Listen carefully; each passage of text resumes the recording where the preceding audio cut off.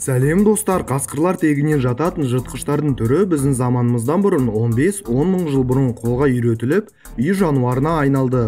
Ал қазіргі таңда әлемде иттердің 400 тұқымы бар. Сізбен бірге Пазл каналы. Бүгін ең ерекше ит тұқымдары жайында айтатын боламыз.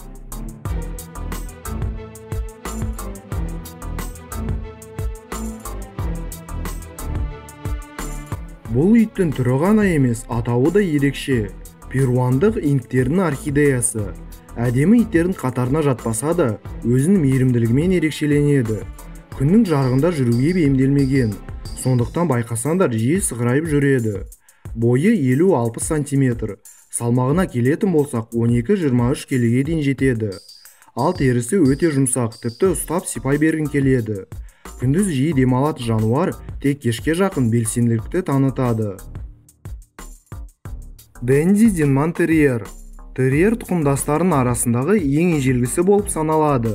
20-25 см бойына қарамастан, борсық, қоян құндыздарын аулауына көмектесе алады. Үй шаруашылығында тышқандарды ұстап, өзінің аңшы иттердің қатарына жататынын дәлелдейді.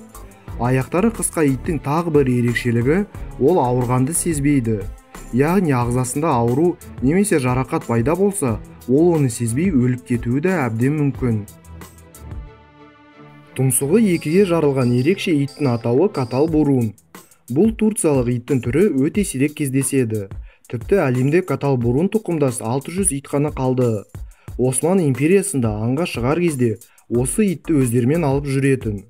Мұндай ерекше екіге бөлінген тұмсықтың сезу қабілеті өте жоғары. Катал Бурун турциялық иттің түрі қауіпті деп ойлағанымен, әлі күнге дейін бұл иттің адамға жабылып немесе қапқаны жайлы бірде дәлел кездестірілген жоқ. Керісінше, отбасылары үлкен, кішкентай балалары бар адамдарға арналған иттердің қатарына жатады. Фландрлық Бувье. Бұл иттің тұқымына қызығушылық әлі күнге дейін аз емес. Бувье иті мал жаюға көмектесуге арналып шығарылған ит. Жүні ұзын итті шетелде бұқа иті деп атайды. Мойны мен бұлшық еттері мықты итті тек үйде емес, солай полиция қызметкерлері мен әскери қолданыс кездерінде ұстайды. Адамға көмектесіп құтқаратын кездері бұл иттен артық көмекші жоқ екен. Мексикалық жүнсіз ит. Ең ежелгі иттердің бірі. Тіпті кейбір мамандардың айтуы бойынша ең бірінші иттердің түрі болып саналады. Яғни қазіргі иттердің бәрі осы иттен пайда болды. Бұл иттің тағы да бір түрі бар. Ол одан тек жүннің болуымен ғана ерекшеленеді.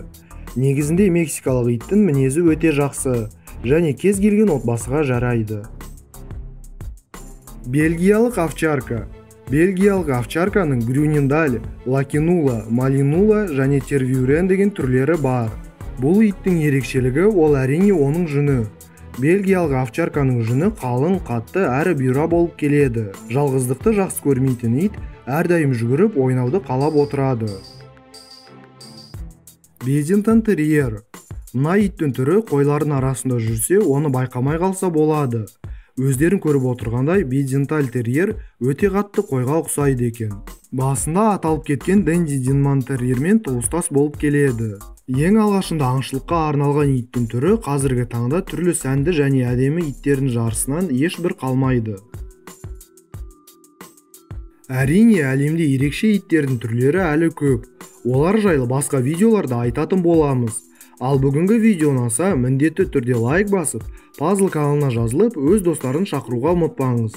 Ал мына жерде қоңыраушаны бассаңыз, біздің жаңа видеоларымыз ешқашан өткізіп алмайсыз және әрдайым бірінші көретін боласыз. Бүгінге осы. Пазлға жазыл.